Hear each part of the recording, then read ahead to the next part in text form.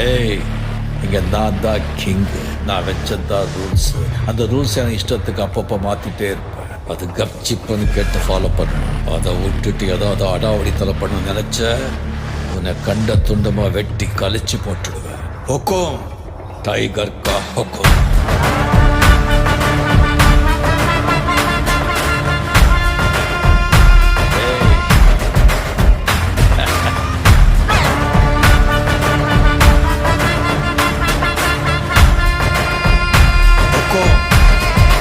tiger का